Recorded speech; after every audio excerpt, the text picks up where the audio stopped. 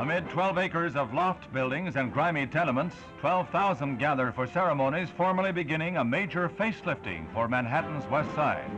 President Eisenhower prepares to break ground for the new Lincoln Square Center for the Performing Arts. A $75 million project to be completed by 1963 will provide new homes for the Philharmonic, the Metropolitan Opera, and the Juilliard School of Music, as well as dance and theater groups. A new cultural landmark for the nation.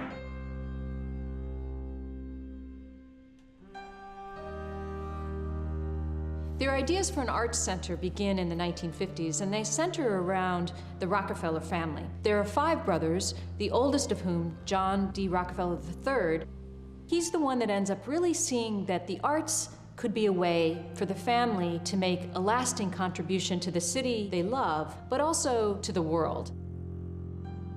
We have come a long way toward fulfilling the vision of the planners of Lincoln Center. 2 goals set in the beginning have now been attained. That Lincoln Center should include all the performing arts, and that education for the performing arts be a fundamental part of the center.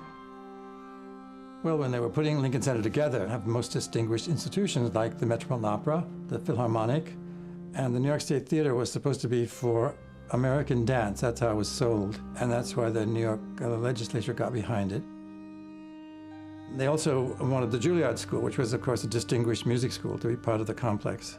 Juilliard had a dance department, however, and insisted in the new plans to have dance studios for their dance school.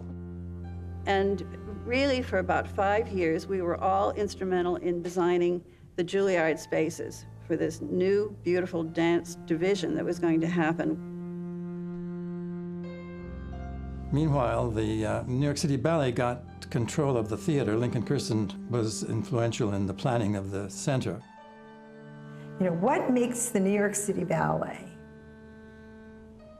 The New York City Ballet, yes, the Balanchine repertoire, the Robbins repertoire, but the real estate. They have a theater.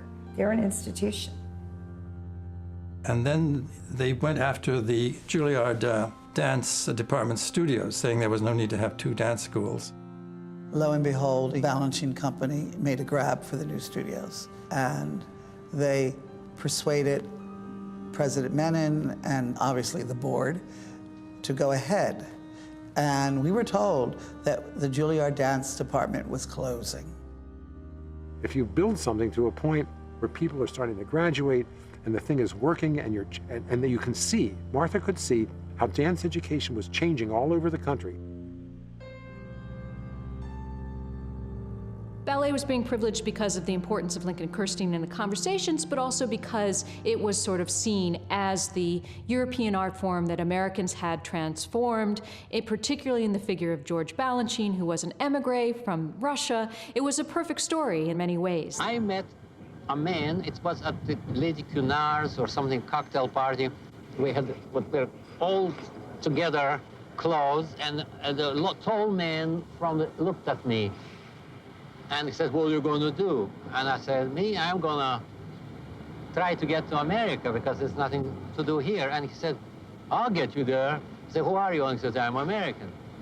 And that was Lincoln. Lincoln Kirstein is really important to the formation of Lincoln Center overall. He's part of the conversations from the very beginning. Partly this is because he was friends with the Rockefeller brothers for some time at this point, and he was a major player in the arts world in general. It's the middle of the Cold War, and this need to understand that the United States was in a dominant position was not just in politics, but was also infusing sort of larger cultural, societal worlds.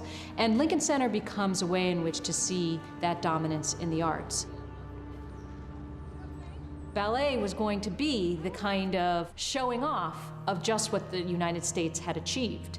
It was taking a European art form, and it had transformed it into an American version that was now, many believe, a completely new version of ballet. In the figure of George Balanchine and the company of the New York City Ballet, it was now full of possibility, full of speed, full of propulsion, full of innovation, and that was the best response in dance to the superpower of the Soviet Union and the Cold War in general.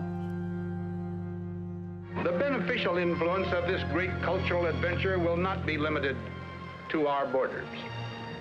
Here will occur a true interchange of the fruits of national cultures.